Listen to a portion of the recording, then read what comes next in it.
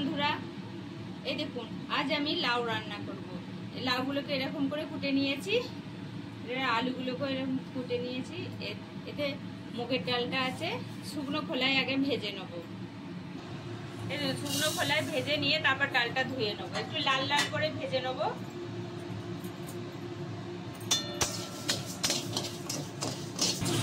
ডালটাকে একটু লাল লাল করে ভেজে নেবো। প্রায় ভাজা হয়েই গেছে, এবার আমি নামিয়ে দেবো। ডালটা লাল লাল করে একটু ভেজে নিয়েছি, একটু ঠান্ডা হলে তারপর আমি ধোবো। এই ছোট ছোট বড়ি কিছুটা ভেজে নিচ্ছি, আমি ইয়েতে দেবো বলে, লাউ ডালনায়।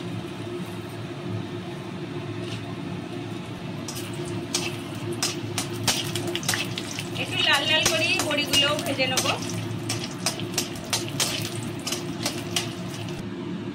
বড়িটাও আমি লাল লাল করে ভেজে তুলে রেখে দিয়েছি। বড়ি ভাজার তেলেই একটা লঙ্কা ফোড়ন দিয়ে নিচ্ছি, একটা তেজপাতা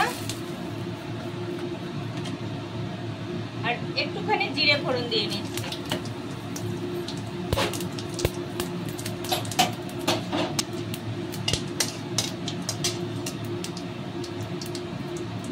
এবার আলুগুলো আমি এতে দিয়ে দিচ্ছি।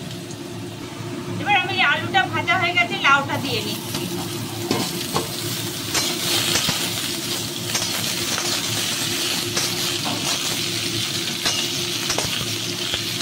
লাউটাও এর সঙ্গে ভাজবো একটু, না ভাজলে খেতে ভালো লাগবে না, কাঁচা কাঁচা গন্ধ বেরোবে। ডালটাকে আমি সুন্দর করে ধুয়ে নিয়েছি। লাউটা আমার ভাজা হয়েই গেছে, আর এর বেশি ভাজবো না। এবার আমি আদা বাটা দিচ্ছি। এতে 1 চামচি আদা বাটা আছে, আর ডিপে ধোয়া জল আছে, ওই জন্য একটু পাতলা হয়ে গেছে।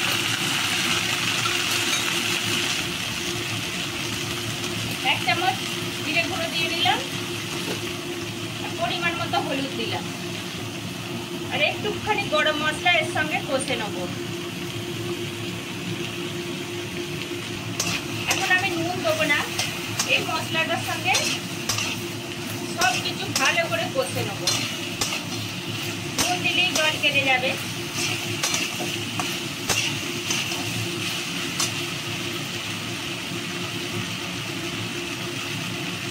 ডালটাও আমি দিয়ে নিচ্ছি, এর সঙ্গে কষে নেব।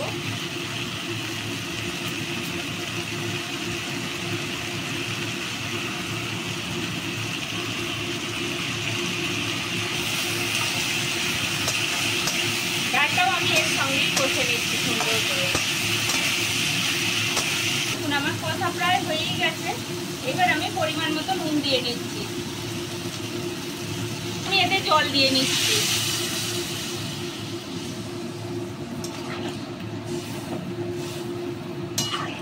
আর একটুখানি জল দেবো, কারণ সব কিছু সিদ্ধ হবে।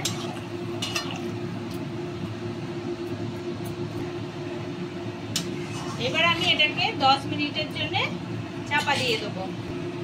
এবার আমি 10 মিনিট চাপা দিয়ে দিচ্ছি, সব কিছু সেদ্ধ হোক, তারপর আমি বড়ি দেবো।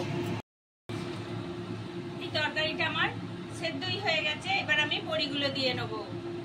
এই দেখুন সেদ্ধ হয়ে গেছে, এবার আমি বড়িগুলো দিয়ে নিচ্ছি। বড়িগুলো দিয়ে মিনিট 5 ফুটবে, তারপর আমি একটু চিনি দেবো আর একটুখানি ঘি দেবো, নিরামিষ যেহেতু একটু ঘি দেবো। এটা আমি চাপা দিয়ে দিচ্ছি। 1 চামচ মতো মিষ্টি দিয়ে নিচ্ছি এতে। এই দেখুন একটুখানি ঘি দিচ্ছি।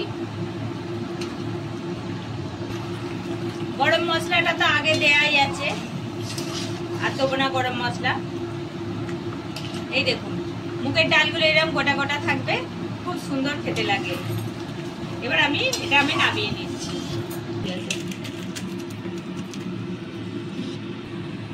এইরকম লাউ দিয়ে, বড়ি দিয়ে, মুগের ডাল দিয়ে রান্না করলে খুব সুন্দর খেতে হয়।